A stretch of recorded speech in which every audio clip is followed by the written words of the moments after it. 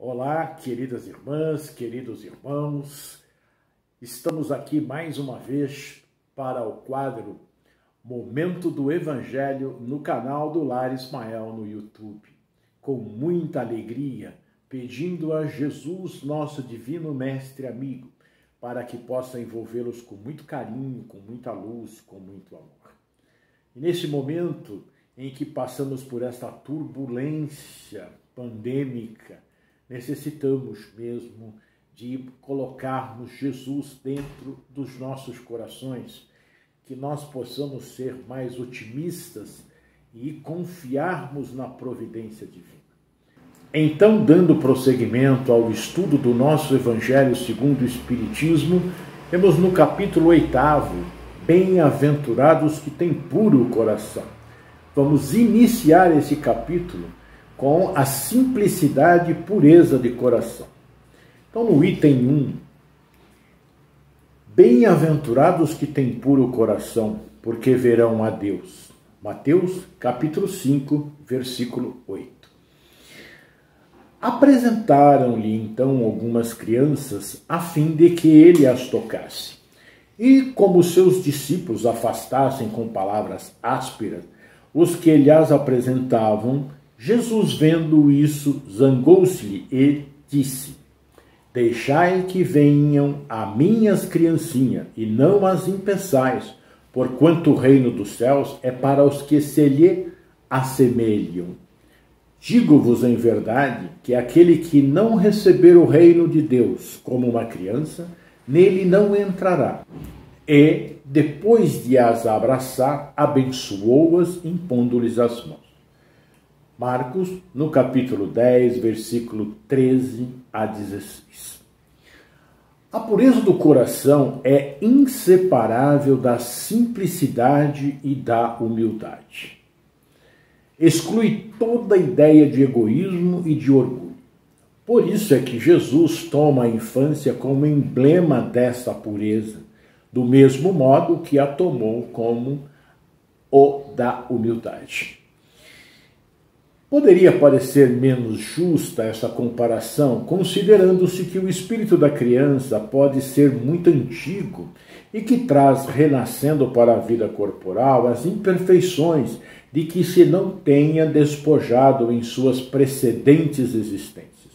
Só um espírito que houvesse chegado à perfeição nos poderia oferecer o tipo da verdadeira pureza. Esta frase do item 3, a pureza do coração é inseparável da simplicidade e da humildade, é uma frase para que nós possamos meditar sobre ela e descobrirmos que é verdade.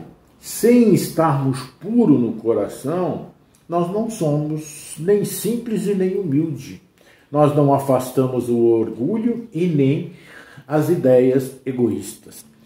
Nós vamos utilizar de duas reflexões muito interessantes e importantes que nós encontramos. Uma está em Um Minuto de Reflexão à Luz do Espiritismo, e foi publicado esse texto em 1º de janeiro de 2019. E ele diz assim: Deixai vir a mim os pequeninos. Essas palavras, tão profundas na sua simplicidade, não fazem apenas um apelo às crianças, mas também às almas que gravitam nos círculos inferiores, onde a desgraça desconhece a esperança. O mestre estava convidando até ele todos aqueles que se encontravam na infância espiritual. Então Jesus, naquele momento, traz para si as crianças, né? Ele diz: Deixai que venham minhas criancinhas, toma-as no colo, várias delas, né? E simboliza todos aqueles que se encontram na infância espiritual, que estão ainda numa situação em que não têm uma compreensão muito grande, mas estão mais acessível às ideias do reino de Deus. E ele diz, o Evangelho continua e diz assim, é exata a comparação, Porém, do ponto de vista da vida presente, porquanto a criancinha, não havendo podido ainda manifestar nenhuma tendência perversa, nos apresenta a imagem da inocência e da candura. Daí o não dizer Jesus de um modo absoluto que o reino dos céus é para elas, mas para os que se lhe assemelham. Vejam que coisa muito interessante, não é? Porque ele não está dizendo aqui que o reino dos céus é para as criancinhas, mas aqueles que se apresentam com aquela pureza, com aquela candura, não é?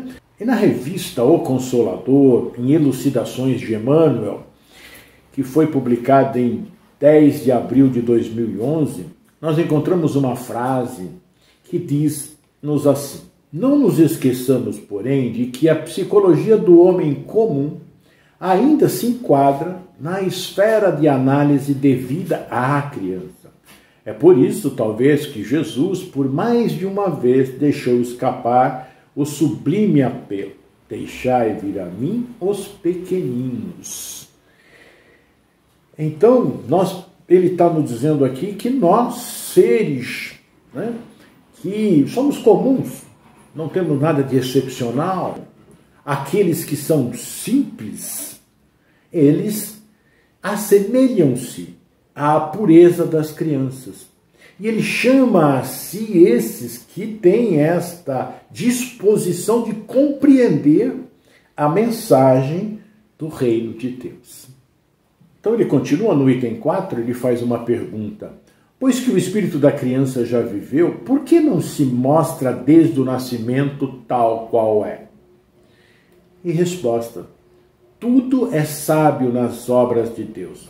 A criança necessita de cuidados especiais, que somente a ternura materna lhe pode dispensar. Ternura que se acresce da fraqueza e da ingenuidade da criança. Para uma mãe, seu filho é sempre um anjo, e assim é preciso que fosse, para lhe cativar a solicitude. Ela não houvera podido ter-lhe o mesmo devotamento se, em vez de uma graça ingênua, deparasse nele, sob os traços infantis, um caráter viril e as ideias de um adulto, e, ainda menos, se lhe viesse conhecer o passado.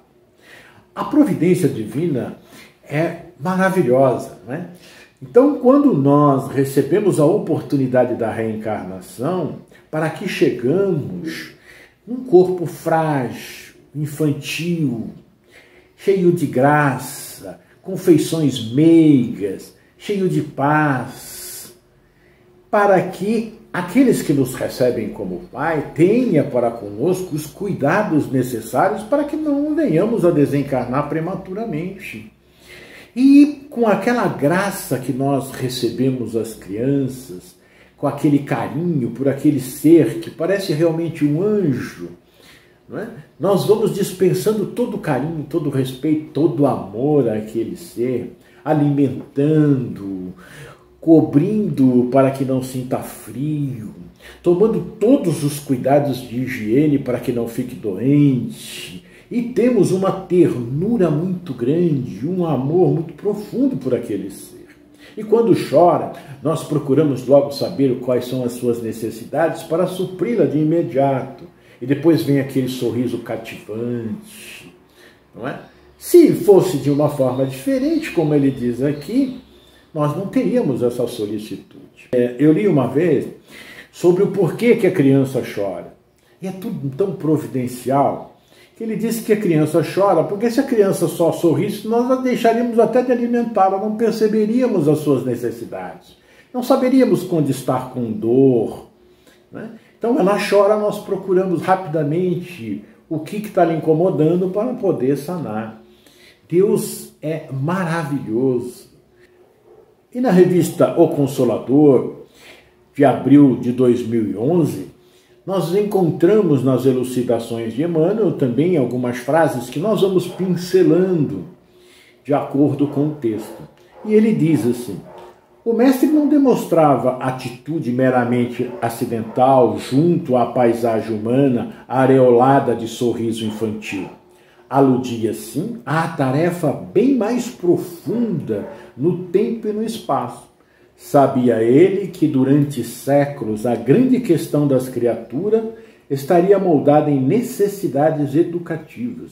E com muita propriedade o Cristo exclama: deixai vir a mim, e não simplesmente vinde a mim. Olha que perspectiva Emmanuel analisa o deixai vir a mim. E pede para que se permita que eles vão a ele. E não criemos nenhum embaraço. E Jesus, durante a sua passagem, mostrou-nos todo o processo educativo do ser humano através da aplicação das leis de Deus no seu comportamento moral. E quando nós levamos as crianças à igreja, ao templo evangélico, à casa espírita para a evangelização infantil, nós estamos deixando que as crianças vão até ele. E esse é o nosso trabalho como pais, é o nosso trabalho como educador. Levarmos as nossas crianças que necessitam do aprendizado da lei de Deus para compreenderem Jesus e seguirem os seus passos. Continua o Evangelho. Aliás, faz-se necessário que a atividade do princípio inteligente seja proporcionada à fraqueza do corpo, que não poderia resistir a uma atividade muito grande do espírito, como se verifica nos indivíduos grandemente precoces. Então, o corpo frágil da criança não pode abrigar de imediato toda a potencialidade do espírito. Ele tem que seguir o seu crescimento gradativo e o espírito ir tomando consciência do seu ser gradativamente também, como Deus é perfeito. Essa a razão porque, ao aproximar-se-lhe a encarnação, o espírito entra em perturbação e perde pouco a pouco a consciência de si mesmo, ficando, por certo tempo, numa espécie de sono durante a qual todas as suas faculdades permanecem em estado latente. Aqui ele faz uma apresentação, uma explicação desse período gestacional que a mulher tem e a criança fica, então, nesse estado de sono, com seu espírito ali, com todas as suas faculdades, com todo o seu potencial, mas em estado latente, pronto para eclodir no momento apropriado. Continua então. É necessário esse estado de transição para que o espírito tenha um novo ponto de partida e para que esqueça em sua nova existência tudo aquilo que a possa entravar. Sobre ele, no entanto, reage o passado. Renasce para a vida maior, mais forte, moral e intelectualmente sustentado e secundado pela intuição que ele conserva da experiência adquirida. A partir do nascimento, suas ideias tomam gradualmente impulso à medida que os órgãos se desenvolvem, pelo que se pode dizer que, no curso dos primeiros anos, o espírito é verdadeiramente criança, por se acharem ainda adormecidas as ideias que lhe formam o fundo do caráter. Então, naqueles momentos realmente dos primeiros meses, primeiros anos, o espírito não se lembra de nada. Ele está ali como um ser aparentemente virgem, pronto para ser moldado, pronto para que a nova experiência educativa retifique alguns defeitos do seu passado e aí ele passe a ser verdadeiramente um novo ser. Então, desde aquele princípio, falando em Jesus, contando as histórias, mostrando a beleza da criação divina, falando da responsabilidade do Espírito, contando as histórias de Jesus, nós vamos incutindo naquele ser que está ali, né, já as primeiras noções de moralidade. E ao passar dos anos, frequentando as religiões, frequentando as escolas evangélicas, vai se aprendendo e vai se providenciando para que ele conheça a humildade, conheça e faça parte do simples. E aí nós vamos ter um adulto pacificado, um adulto que vai perdoar, que vai analisar com serenidade os acontecimentos, que vai conhecendo e sabendo que tudo que nós recebemos é de importância fundamental para o nosso espírito. Vamos saber aproveitar os momentos de alegria e trabalharmos nos momentos de tristeza para transformá-los em momentos sublimes. E no Consolador, novamente, nós encontramos que sua exortação divina, a exortação de Jesus, atinge a todos os que recebem a mordomia da responsabilidade espiritual nos quadros evolucionários da Terra, para que não impeçam à mente humana o acesso real às suas fontes de verdade sublimes. É o que nós dissemos, mas agora a responsabilidade dos pais de não impedirem isso, de muito pelo contrário, de facilitar, levar a criança a evangelização infantil, levar a criança a conhecer o Evangelho, a conhecer Jesus. Durante o tempo em que seus instintos se conservam sonolentos, apáticos, ele é mais maleável e, por isso mesmo, mais acessível às impressões capazes de lhe modificarem a natureza e fazê-lo progredir, o que torna mais fácil a tarefa que incumbe aos pais. Claro que nesse período de infância fica muito mais fácil para os pais, né, irem fazendo com que os seus filhos tenham esta impressão salutar da vida através do Evangelho, do que mais tarde. Neste momento, ele é acessível às lições que o Evangelho traz. Vão liberando, né, a sua natureza. E aí fica aquele negócio, não, eu não quero isso, eu não quero aquilo, eu não quero ouvir isso, e fica mais difícil para os pais, então, fazerem essa educação moral. Então, é importante não deixarmos de levar as nossas crianças ao Evangelho. O Espírito, pois, enverga temporariamente a túnica da inocência, e assim Jesus está com a verdade, quando, sem embargo da anterioridade da alma, toma a criança por símbolo de pureza e da simplicidade. Na revista Consolador, Emmanuel diz: cuidemos da criança como quem acende claridades no futuro. Compareçamos em companhia delas à presença espiritual de Cristo e teremos renovado o sentido da existência terrestre, colaborando para que sejam as alegrias do mundo um dia melhor. É o dever de cada pai, é o dever de cada mãe, de cada tutor, é o dever do tio, do avô, da avó. É o dever da família cuidar da criança, acendendo essas claridades futuras.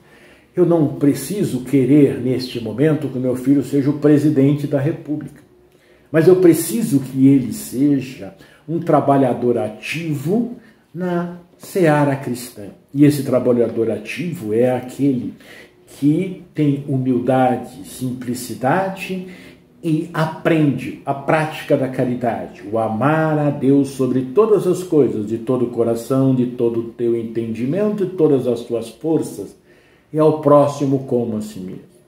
Fazer ao próximo o que gostaríamos que ele nos fizesse. Criando este ambiente para as crianças, estaremos mudando a feição do nosso planeta Terra. Também no minuto de reflexão, à luz da doutrina espírita, ele coloca: a sociedade da época em que Jesus estava encarnado ainda era muito endurecida, por isso ele não poderia expor conhecimentos mais profundos em relação à vida. Assim, utilizava parábolas e metáforas para iniciar a evangelização daqueles espíritos. Jesus ia aos simples, às crianças espirituais, que estavam começando a despertar. não é?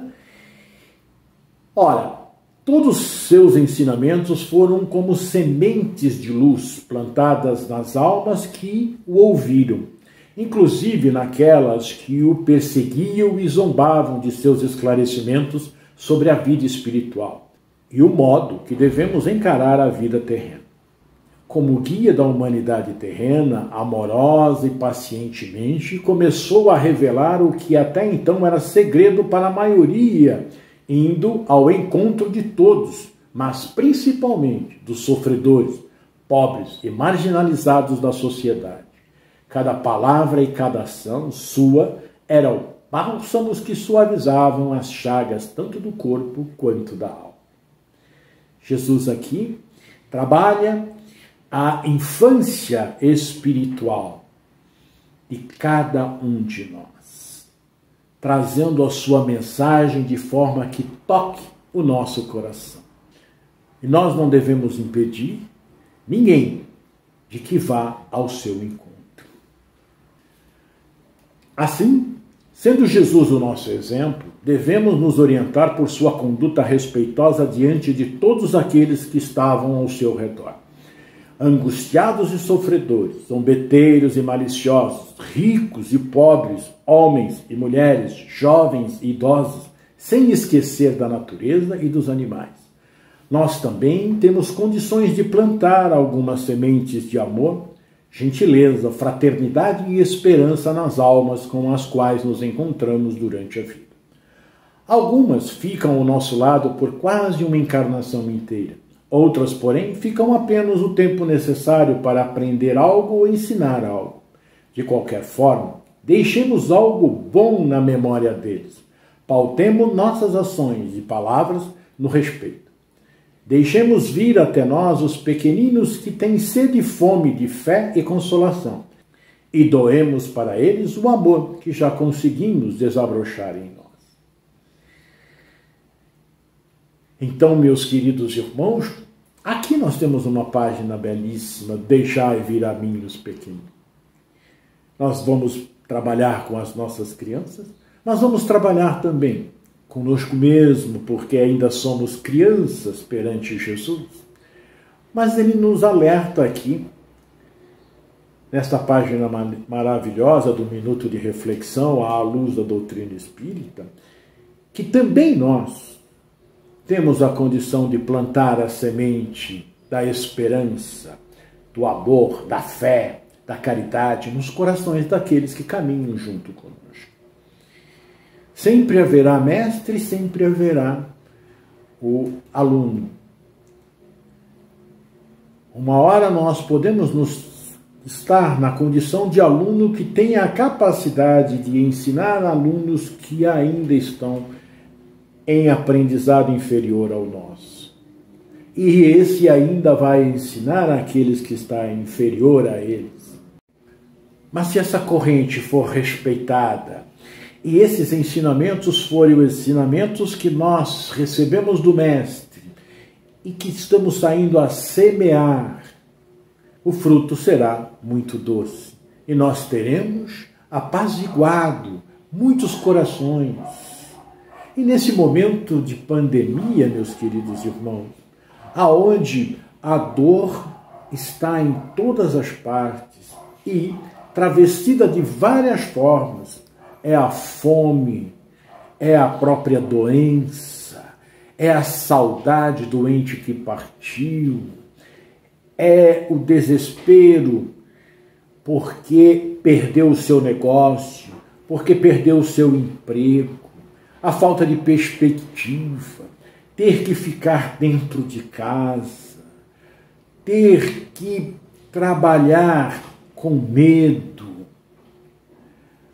angustiado, pessoas com muita depressão, com ideias suicidas. Então esse é o nosso momento, o momento de procurarmos quem sofre, não importa o tipo de sofrimento, e levarmos essas doces palavras de Jesus.